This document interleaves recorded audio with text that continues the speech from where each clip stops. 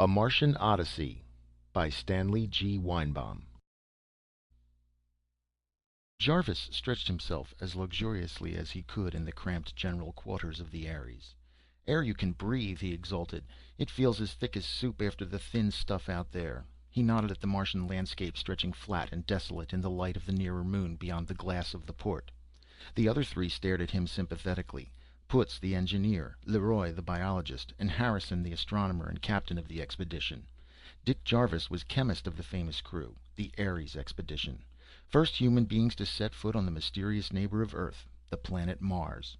This, of course, was in the old days, less than 20 years after the mad American Doney perfected the atomic blast at the cost of his life, and only a decade after the equally mad Cardozo rode it to the moon. They were true pioneers, these four of the Ares. Except for a half-dozen moon expeditions and the ill-fated Delancey flight aimed at the seductive orb of Venus, they were the first men to feel other gravity than Earth's, and certainly the first successful crew to leave the Earth-Moon system.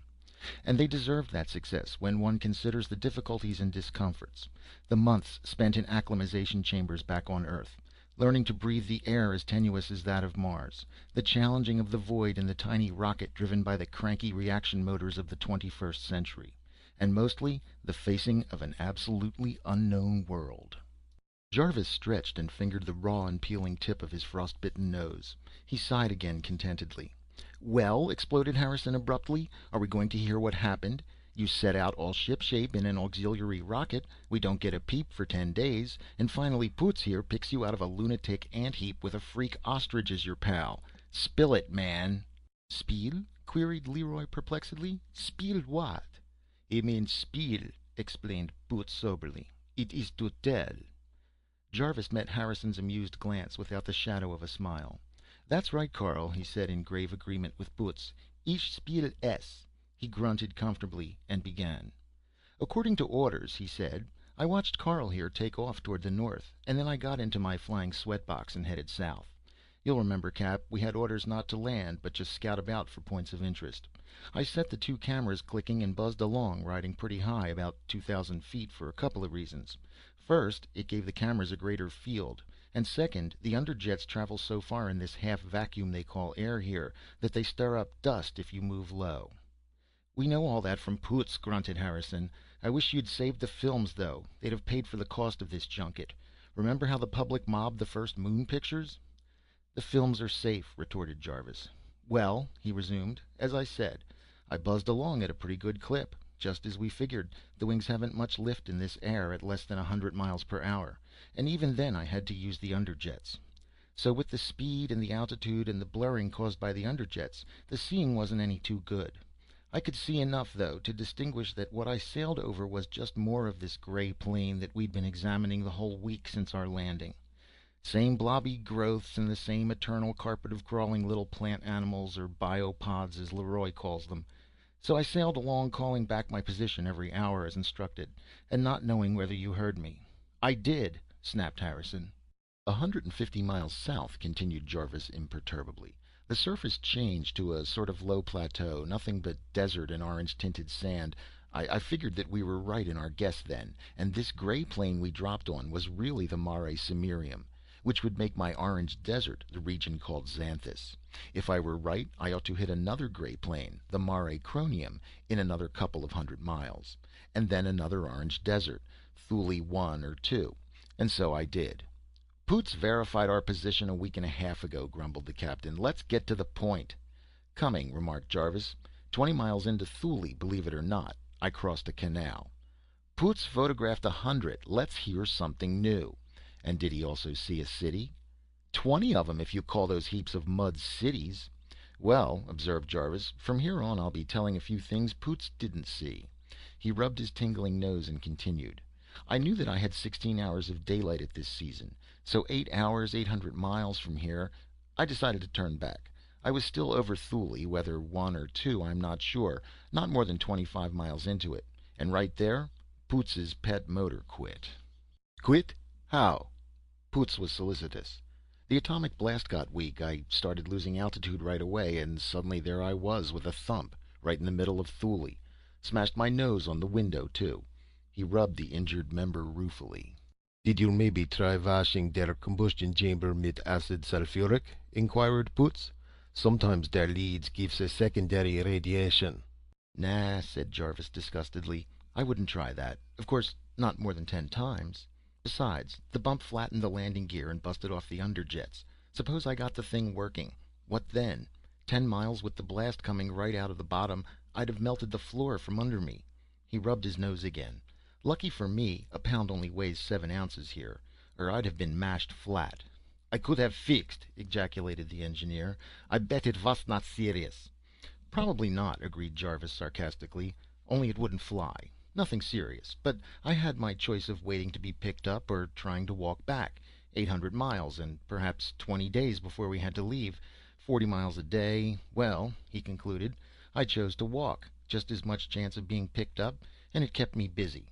We'd have found you, said Harrison. No doubt. Anyway, I rigged up a harness from some seat straps and put the water tank on my back. Took a cartridge belt and revolver and some iron rations and started out. Water tank? Exclaimed the little biologist Leroy. She weigh 1/4 ton. Wasn't full. Weighed about 250 pounds earth weight, which is 85 here. Then, besides, my own personal 210 pounds is only 70 on Mars, so tank and all, I grossed 155, or 55 pounds less than my everyday earth weight. I figured on that when I undertook the 40-mile daily stroll. Oh, of course I took a thermoskin sleeping bag for those wintry Martian nights. Off I went, bouncing along pretty quickly. 8 hours of daylight meant 20 miles or more.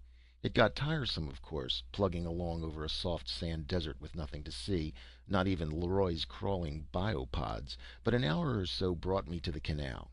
Just a dry ditch about 400 feet wide and straight as a railroad on its own company map. There'd been water in it some time, though. The ditch was covered with what looked like a nice green lawn. Only as I approached, the lawn moved out of my way. "Eh?" said Leroy. "Yeah, it was a relative of your biopods. I caught one, a little grass-like blade about as long as my finger with two thin, stemmy legs." "He is where?" Leroy was eager. "He is let go. I had to move, so I plowed along with the walking grass opening in front and closing behind, and then I was out on the orange desert of Thule again." I plugged steadily along, cussing the sand that made going so tiresome, and incidentally cussing that cranky motor of yours, Carl. It was just before twilight that I reached the edge of Thule, and looked down over the gray Mare Cronium. And I knew there was 75 miles of that to be walked over, and then a couple 100 miles of Xanthus Desert, and about as much more Mare Cimmerium. Was I pleased? I started cussing you fellows for not picking me up. "We were trying, you sap," said Harrison. That didn't help. Well, I figured I might as well use what was left of daylight in getting down the cliff that bounded Thule. I found an easy place, and down I went. Mare Cronium was just the same sort of place as this, crazy leafless plants, a bunch of crawlers. I gave it a glance and hauled out my sleeping bag. Up to that time, I hadn't seen anything worth worrying about on this half-dead world. Nothing dangerous, that is. "Did you?" queried Harrison. "Did I? You'll hear about it when I come to it. Well, I was just about to turn in when suddenly I heard the wildest sort of shenanigans." "What is shenanigans?" inquired Boots. "He say, je ne sais quoi," explained Leroy. "It is to say, I don't know what." "That's right," agreed Jarvis. "I didn't know what, so I sneaked over to find out. There was a racket, like a flock of crows eating a bunch of canaries. Whistles, cackles, calls, trills, and what have you. I rounded a clump of stumps, and there was Tweel." "Tweel?" asked Harrison. "And Tveel?" asked Leroy and Boots. "That freak ostrich," explained the narrator. "At least, Tweel is as near as I can pronounce it without sputtering. He called it something like terwhirl." "What was he doing?" asked the captain. "He was being eaten, and squealing, of course, as anyone would." "Eaten? By what?" "I found out later. All I could see then was a bunch of black ropey arms tangled around what looked like, as Poots described it to you, an ostrich. I wasn't going to interfere. Naturally, if both creatures were dangerous, I'd have one less to worry about. But the bird-like thing was putting up a good battle, dealing vicious blows with an 18-inch beak between screeches. And besides, I caught a glimpse or two of what was on the end of those arms." Jarvis shuddered. "But the clincher was when I noticed a little black bag or case hung about the neck of the bird thing. It was intelligent." That or tame, I assumed. Anyway, it clinched my decision. I pulled out my automatic and fired into what I could see of its antagonist. There was a flurry of tentacles and a spurt of black corruption, and then the thing with a disgusting sucking noise pulled itself and its arms into a hole in the ground. The other let out a series of clacks, staggered around on legs about as thick as golf sticks, and turned suddenly to face me. I held my weapon ready, and the two of us stared at each other. The Martian wasn't a bird, really. It wasn't even bird-like, except just at first glance. It had a beak, all right, and a few feathery appendages. But the beak wasn't really a beak. It was somewhat flexible. I could see the tip bend slowly from side to side. It was almost like a cross between a beak and a trunk. It had four-toed feet and four-fingered things, hands you'd have to call them, and a little roundish body, and a long neck ending in a tiny head, and that beak. It stood an inch or so taller than I, and, well, Poots saw it. The engineer nodded. Ja, I saw. Jarvis continued. So, we stared at each other. Finally, the creature went into a series of clackings and twitterings and held out its hands towards me, empty. I took that as a gesture of friendship. Perhaps, suggested Harrison, it looked at that nose of yours and thought you were its brother. You can be funny without talking. Anyway, I put up my gun and said, don't mention it, or something of the sort, and the thing came over and we were pals. By that time the sun was pretty low, and I knew that I'd better build a fire or get into my thermoskin. I decided on the fire. I picked a spot at the base of the Thule cliff where the rock could reflect a little heat on my back. I started breaking off chunks of this desiccated Martian vegetation, and my companion caught the idea and brought in an armful. I reached for a match, but the Martian fished into his pocket and brought out something that looked like a glowing coal. One touch of it, and the fire was blazing. And you all know what a job we have starting a fire in this atmosphere. And that bag of his, continued the narrator, that was a manufactured article, my friends. Press an end and she popped open. Press the middle and she sealed so perfectly you couldn't see the line. Better than zippers. Well, we stared at the fire a while, and I decided to attempt some sort of communication with the Martian. I pointed at myself and said, Dick. He caught the drift immediately, stretched a bony claw at me, and repeated, Tick. Then I pointed at him, and he gave that whistle I call tweel. I can't imitate his accent, but things were going pretty smoothly. To emphasize the names, I repeated Dick, and then pointing at him, tweel. There we stuck. He gave some clacks that sounded negative and said something like "prut," and that was just the beginning. I was always Tick, but as for him, part of the time he was tweel, and part of the time he was prut, and part of the time he was 16 other noises. We just couldn't connect. I tried rock, and I tried star, and tree, and fire, and Lord knows what else, and try as I would, I couldn't get a single word. Nothing was the same for 2 successive minutes. And if that's a language, I'm an alchemist. Finally, I gave it up and called him Tweel, and that seemed to do. But Tweel hung on to some of my words. He remembered a couple of them, which I suppose is a great achievement if you're used to a language you have to make up as you go along. But I couldn't get the hang of his talk. Either I missed some subtle point, or we just didn't think alike, and I rather believe the latter view.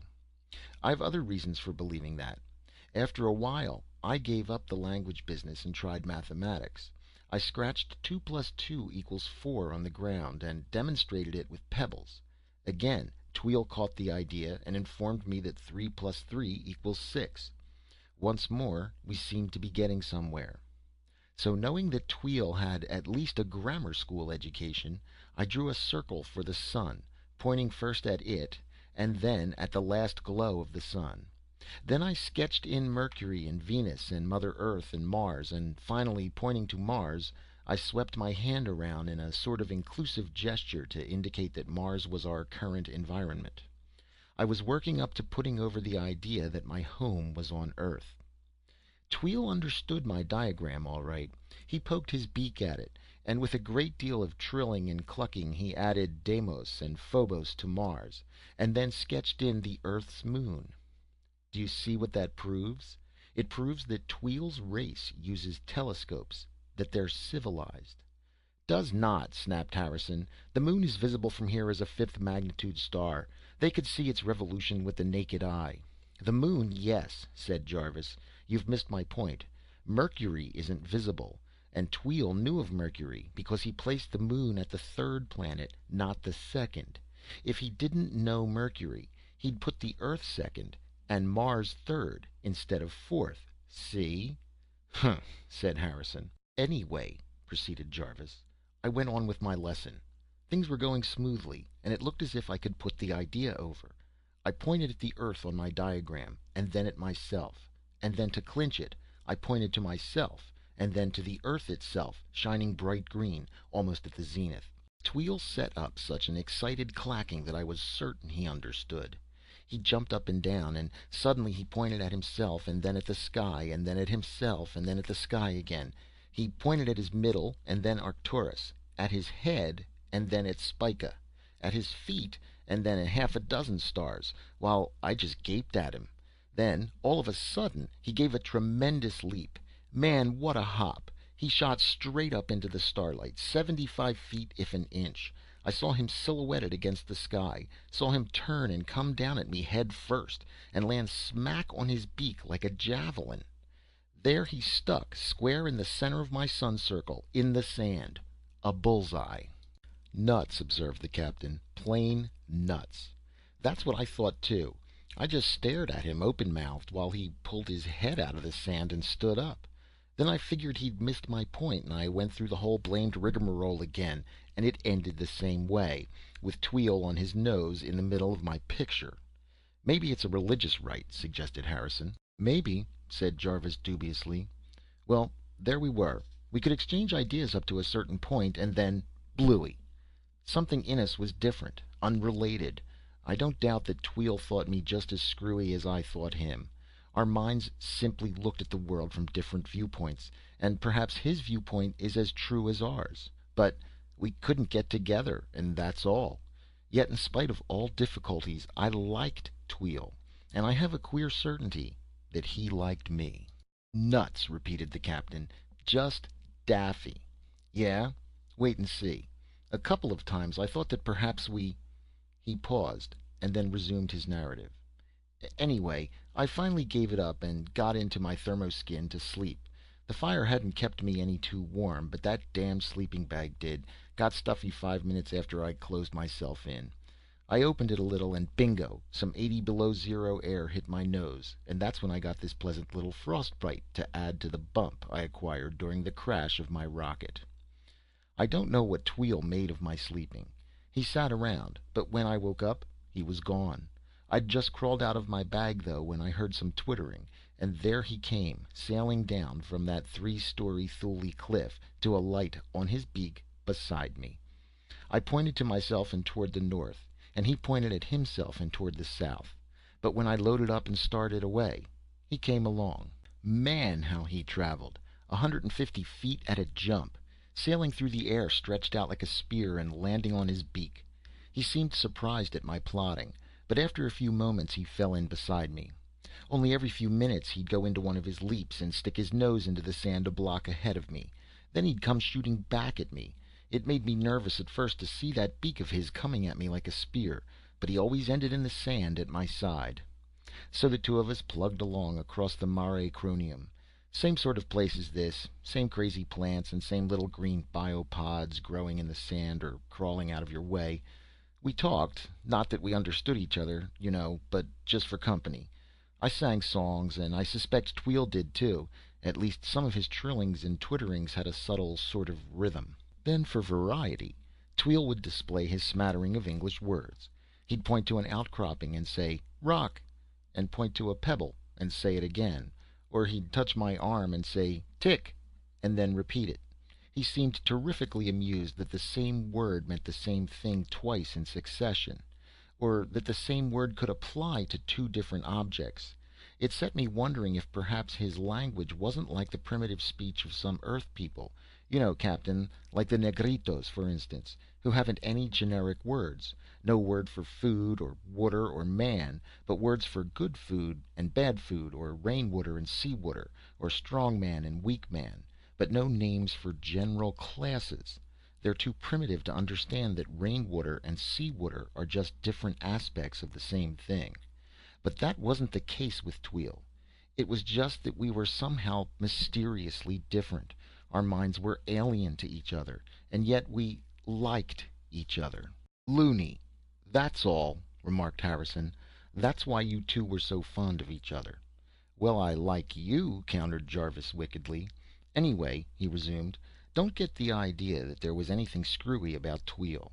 In fact, I'm not so sure but that he couldn't teach our highly praised human intelligence a trick or two. Oh, he wasn't an intellectual superman, I guess. But don't overlook the point that he managed to understand a little of my mental workings, and I never even got a glimmering of his. Because he didn't have any, suggested the captain, while Poots and Leroy blinked attentively. You can judge of that when I'm through, said Jarvis. Well, we plugged along across the Mare Cronium all that day and all the next. Mare Cronium, sea of time. Say, I was willing to agree with Schiaparelli's name by the end of that march. Just that gray, endless plain of weird plants and never a sign of any other life. It was so monotonous that I was even glad to see the desert of Xanthus toward the evening of the second day. I was fair worn out, but Tweel seemed as fresh as ever. For all, I never saw him drink or eat. I think he could have crossed the Mare Cronium in a couple of hours with those block-long nose dives of his, but he stuck along with me. I offered him some water once or twice. He took the cup from me and sucked the liquid into his beak, and then carefully squirted it all back into the cup and gravely returned it. Just as we sighted Xanthus, or the cliffs that bounded it, one of those nasty sand clouds blew along. Not as bad as the one we had here, but mean to travel against. I pulled the transparent flap of my thermoskin bag across my face and managed pretty well, and I noticed that Tweel used some feathery appendages growing like a mustache at the base of his beak to cover his nostrils, and some similar fuzz to shield his eyes. "He is a desert creature," ejaculated the little biologist Leroy. "Huh? Why?" He drink no water. He is adapt for a sandstorm. "Proves nothing. There's not enough water to waste anywhere on this desiccated pill called Mars. We'd call all of it desert on Earth, you know." He paused. "Anyway, after the sandstorm blew over, a little wind kept blowing in our faces. Not strong enough to stir the sand, but suddenly things came drifting along from the Xanthus cliffs. Small, transparent spheres, for all the world like glass tennis balls. But light. They were almost light enough to float, even in this thin air.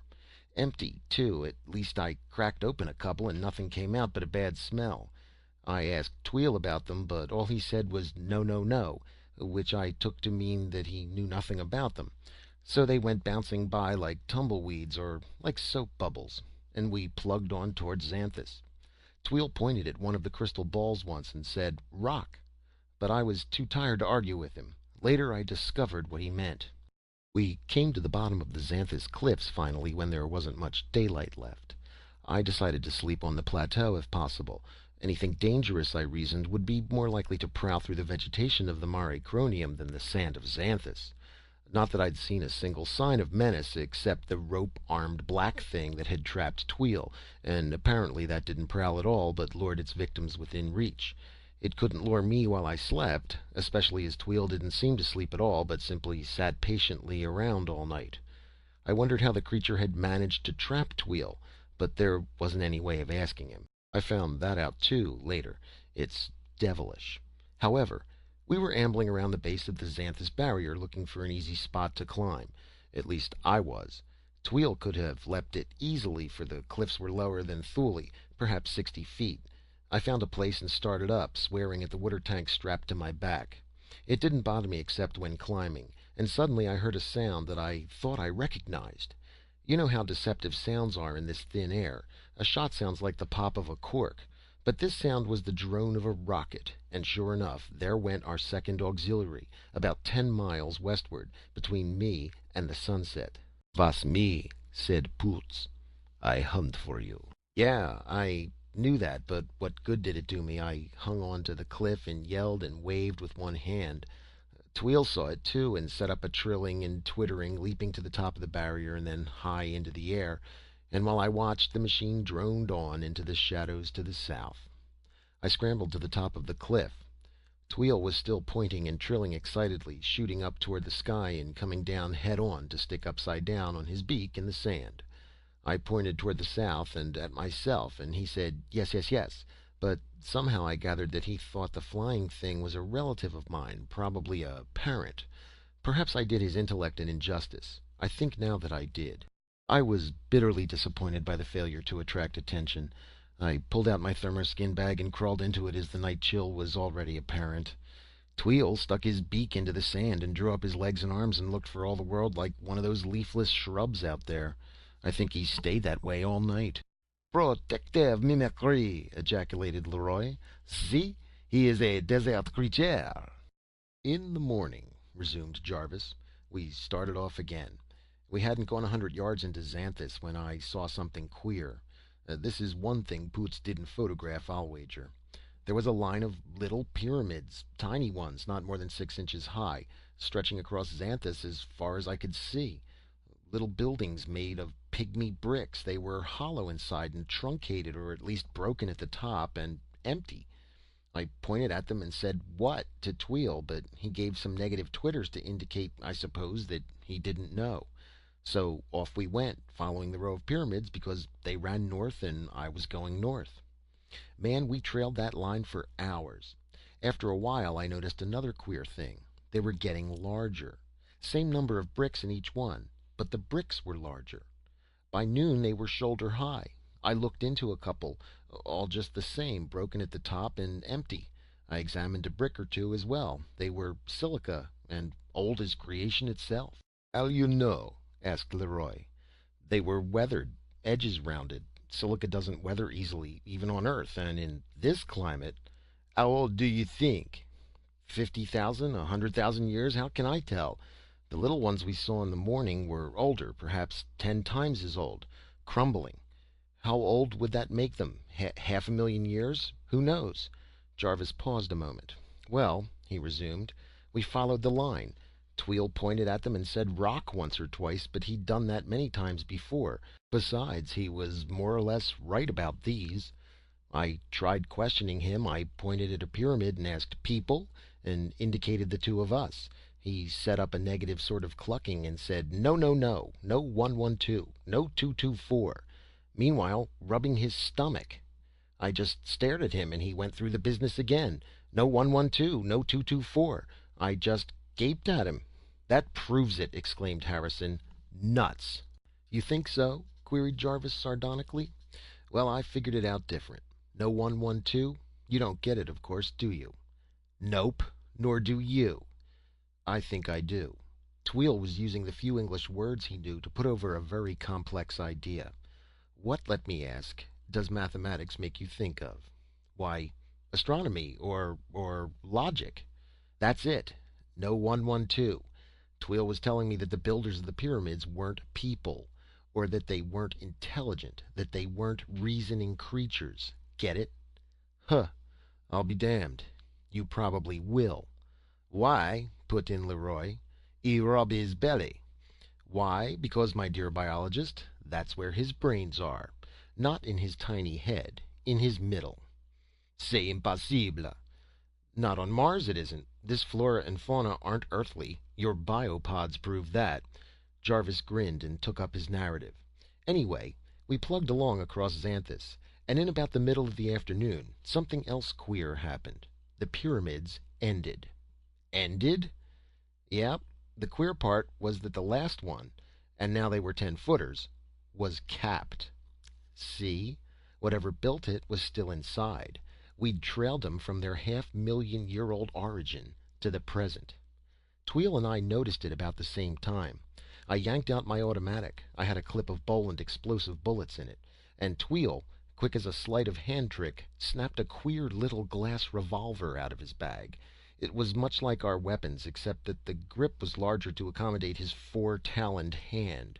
And we held our weapons ready while we sneaked up along the lines of empty pyramids. Tweel saw the movement first. The top tiers of bricks were heaving, shaking, and suddenly slid down the sides with a thin crash. And then something was coming out. A long silvery gray arm appeared, dragging after it an armored body. Armored, I mean, with scales, silver gray and dull shining. The arm heaved the body out of the hole. The beast crashed to the sand. It was a nondescript creature, body like a big gray cask, arm and a sort of mouth hole at one end, stiff pointed tail at the other, and that's all. No other limbs, no eyes, ears, nose, nothing. The thing dragged itself a few yards, inserted its pointed tail in the sand, pushed itself upright, and just sat. Tweel and I watched for 10 minutes before it moved.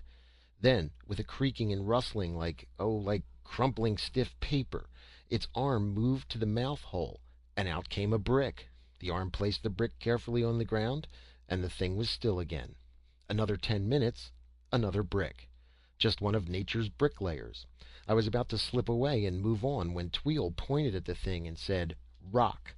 I went, "Huh?" And he said it again.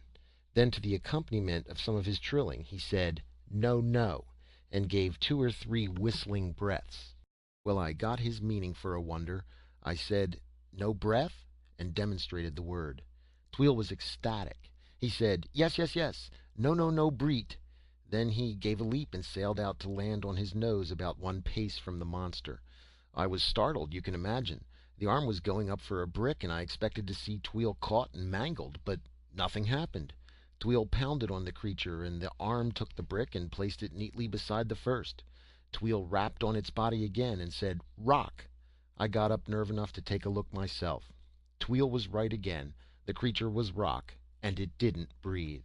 "How you know?" snapped Leroy, his black eyes blazing interest. "Because I'm a chemist. The beast was made of silica. There must have been pure silicon in the sand, and it lived on that, get it? We and Tweel and those plants out there and even the biopods are carbon life. This thing lived by a different set of chemical reactions. It was silicon life." "La vie silicieuse!" shouted Leroy. "I have suspect, and now it is proof. I must go see. Il fait que je—" All right," said Jarvis. "You can go see. Anyhow, there the thing was, alive and yet not alive, moving every 10 minutes, and then only to remove a brick. Those bricks were its waste matter, see, Frenchie? We're carbon, and our waste is carbon dioxide. And this thing is silicon, and its waste is silicon dioxide. Silica.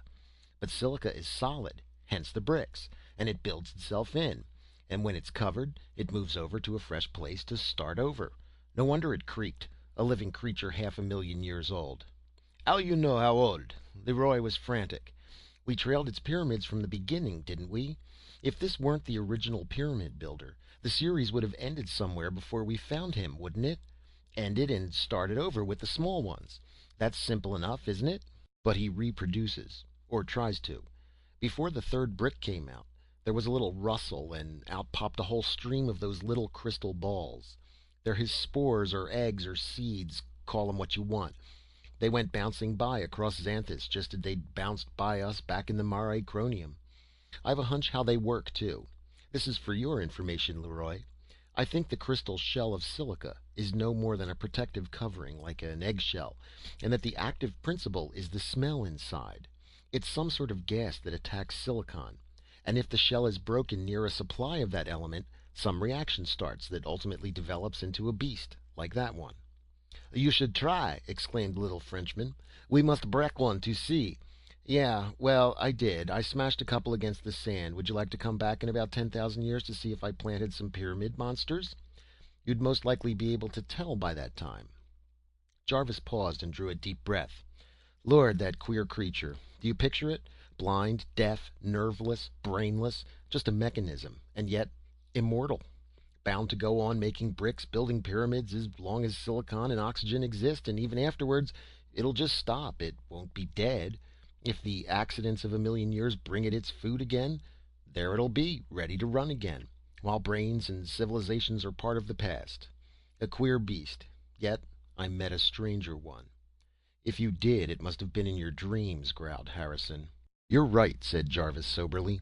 "In a way, you're right. The dream beast. That's the best name for it.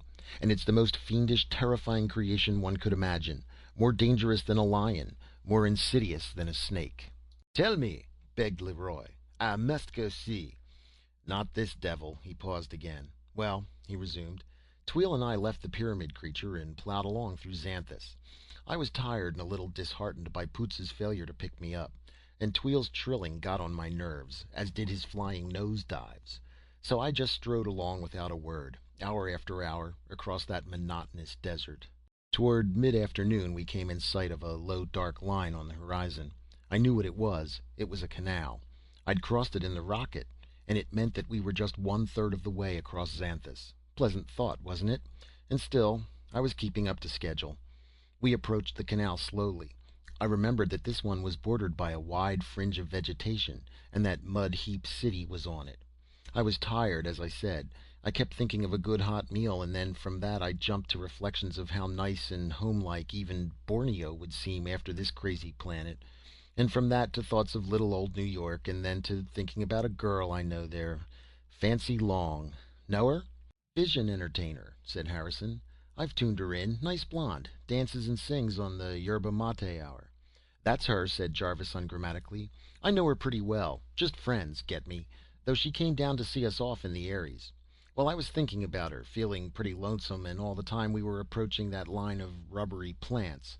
And then I said, what in hell? And stared, and there she was, Fancy Long, standing plain as day under one of those crack-brained trees, and smiling and waving just the way I remember her when we left. Now you're nuts too, observed the captain. Boy, I almost agreed with you.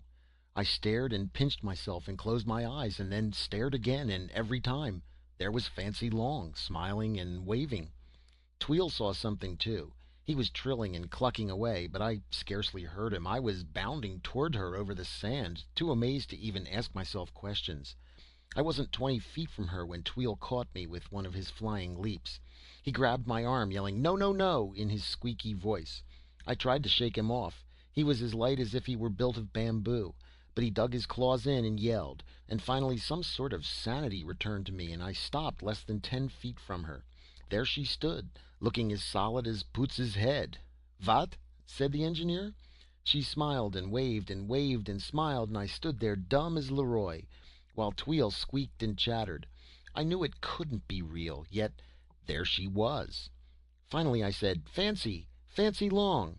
She just kept on smiling and waving, but looking as real as if I hadn't left her 37 million miles away. Tweel had his glass pistol out, pointing it at her.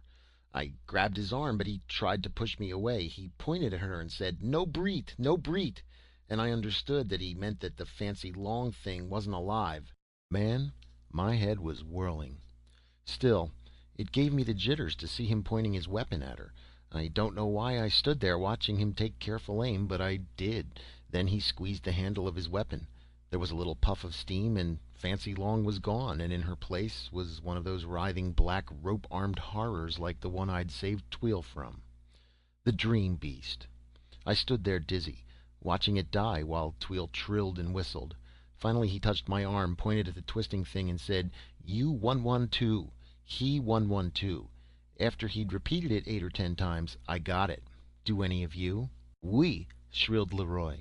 "Moi, je le comprends.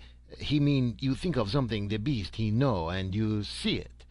Un chien, a hungry dog, he would see the big bone with meat, or smell it, not?" "Right," said Jarvis.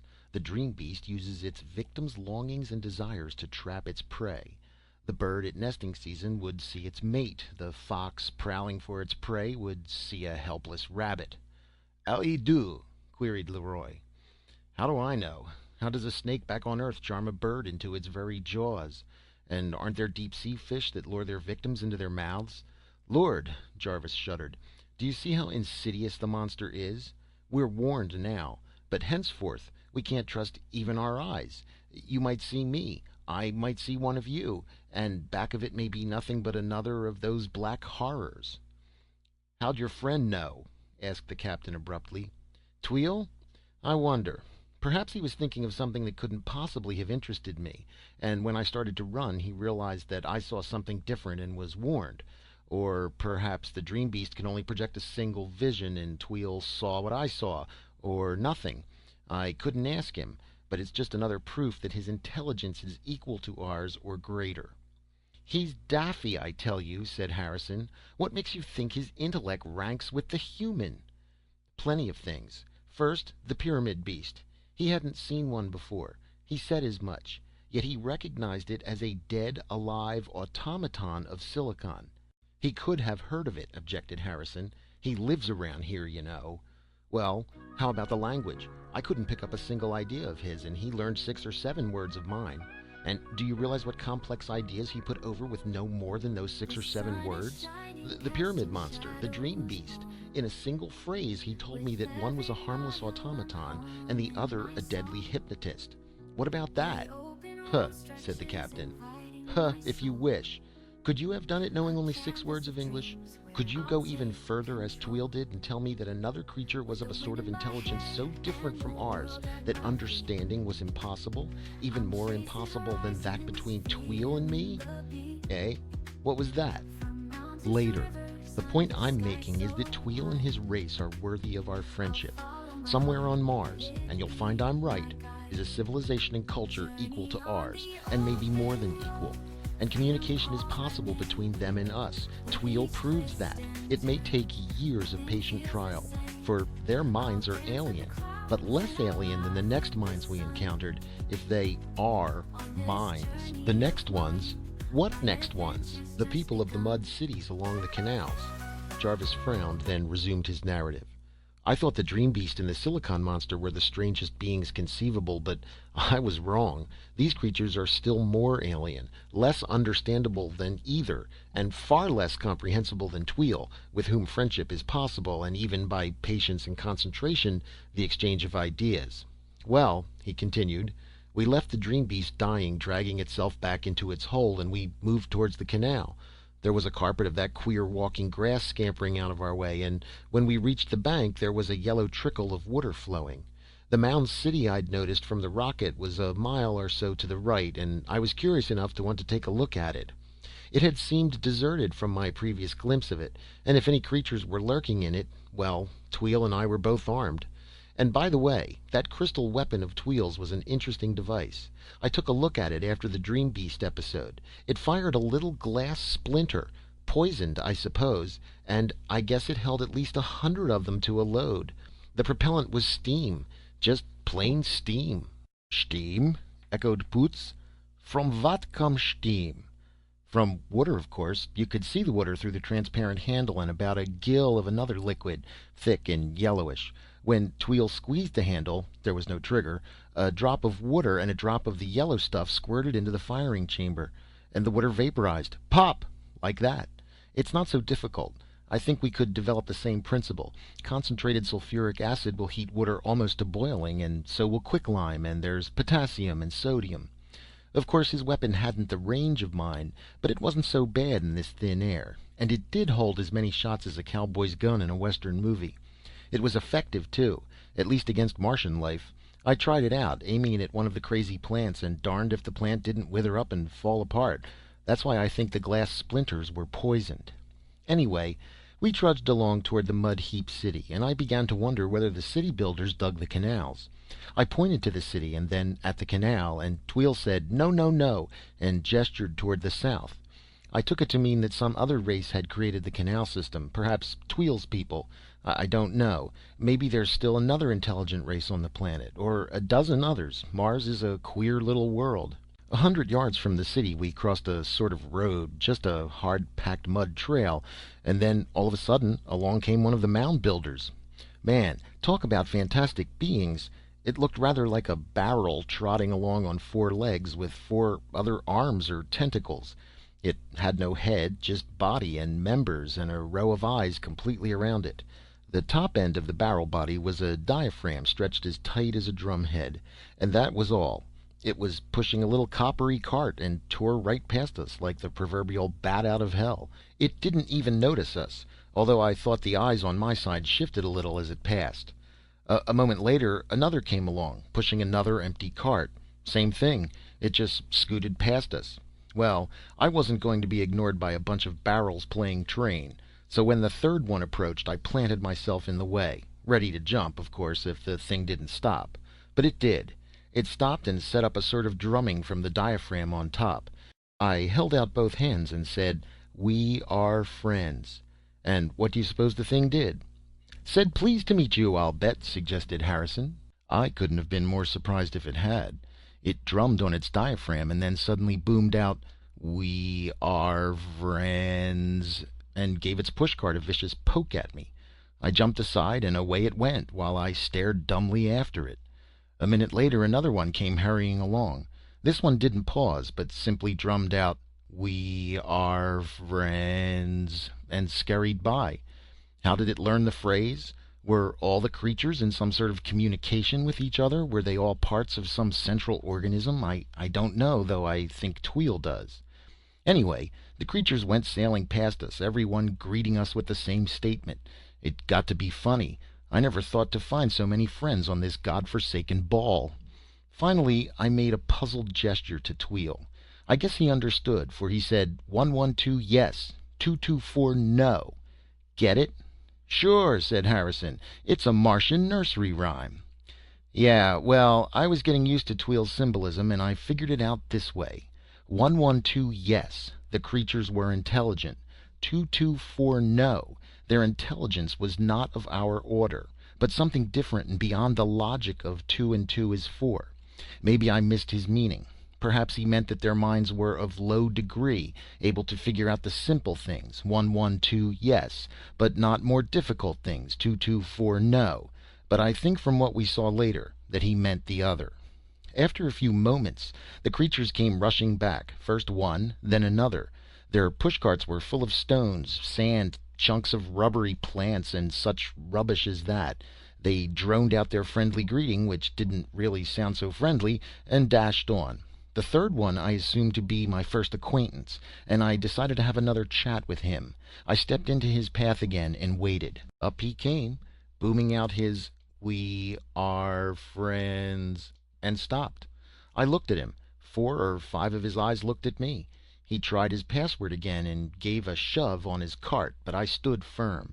And then the dashed creature reached out one of his arms, and 2 finger-like nippers tweaked my nose. "Ha!" roared Harrison. "Maybe the things have a sense of beauty." "Laugh," grumbled Jarvis. "I'd already had a nasty bump and a mean frostbite on that nose. Anyway, I yelled, 'Ouch!' and jumped aside, and the creature dashed away. But from then on, their greeting was, 'We are friends.' Ouch!" Queer beasts. Tweel and I followed the road squarely up to the nearest mound. The creatures were coming and going, paying us not the slightest attention, fetching their loads of rubbish. The road simply divided into an opening and slanted down like an old mine, and in and out darted the barrel people, greeting us with their eternal phrase. I looked in. There was a light somewhere below, and I was curious to see it. It didn't look like a flame or torch, you understand, but more like a civilized light, and I thought that I might get some clue as to the creature's development. So in I went, and Tweel tagged along, not without a few trills and twitters, however. The light was curious. It sputtered and flared like an old arc light, but came from a single black rod set in the wall of the corridor. It was electric beyond doubt. The creatures were fairly civilized, apparently. Then I saw another light shining on something that glittered, and I went on to look at that. But it was only a heap of shiny sand. I turned toward the entrance to leave, and the devil take me if it was gone. I suppose the corridor had curved, or I'd stepped into a side passage. Anyway, I walked back in that direction I thought we'd come, and all I saw was more dim-lit corridor. The place was a labyrinth. There was nothing but twisting passages running every way, lit by occasional lights, and now and then a creature running by, sometimes with a pushcart, sometimes without. Well, I wasn't much worried at first. Tweel and I had only come a few steps from the entrance, but every move we made after that seemed to get us in deeper. Finally, I tried following one of the creatures with an empty cart, thinking that he'd be going out for his rubbish, but he ran around aimlessly into one passage and out another. When he started dashing around a pillar like one of those Japanese waltzing mice, I gave up, dumped my water tank on the floor, and sat down. Tweel was as lost as I. I pointed up, and he said, "No, no, no," in a sort of helpless trill. And we couldn't get any help from the natives. They paid no attention at all, except to assure us that they were friends. Ouch! Lord, I don't know how many hours or days we wandered around there. I slept twice from sheer exhaustion. Tweel never seemed to need sleep. We tried following only the upward corridors, but they'd run uphill a ways and then curve downwards. The temperature in that damned anthill was constant. You couldn't tell night from day, and after my first sleep, I didn't know whether I'd slept 1 hour or 13, so I couldn't tell from my watch whether it was midnight or noon. We saw plenty of strange things. There were machines running in some of the corridors, but they didn't seem to be doing anything, just wheels turning. And several times I saw two barrel beasts with a little one growing between them, joined to both. Parthenogenesis, exulted Leroy. Parthenogenesis by budding like les tulipes. If you say so, Frenchie, agreed Jarvis. The things never noticed us at all, except, as I say, to greet us with, "We are friends." Ouch! They seemed to have no home life of any sort, but just scurried around with their pushcarts bringing in rubbish. And finally I discovered what they did with it.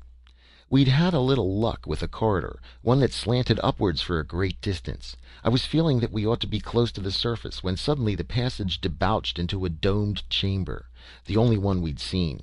And man, I felt like dancing when I saw what looked like daylight through a crevice in the roof. There was a sort of machine in the chamber, just an enormous wheel that turned slowly, and one of the creatures was in the act of dumping his rubbish below it. The wheel ground it with a crunch, sand, stones, plants, all into powder that sifted away somewhere. While we watched, others filed in, repeating the process, and that seemed to be all. No rhyme or reason to the whole thing. But that's characteristic of this crazy planet. And there was another fact that's almost too bizarre to believe. One of the creatures, having dumped his load, pushed his cart aside with a crash and calmly shoved himself under the wheel. I watched him being crushed, too stupefied to make a sound, and a moment later another followed him. They were perfectly methodical about it, too. One of the cartless creatures took the abandoned pushcart. Tweel didn't seem surprised. I pointed out the next suicide to him, and he just gave the most human-like shrug imaginable, as much to say, "What can I do about it?" He must have known more or less about these creatures. Then I saw something else. There was something beyond the wheel, something shining on a sort of low pedestal. I walked over. There was a little crystal about the size of an egg fluorescing to beat Tophet. The light from it stung my hands and face, almost like a static discharge. And then I noticed another funny thing. Remember that wart I had on my left thumb? Look. Jarvis extended his hand. It dried up and fell off, just like that.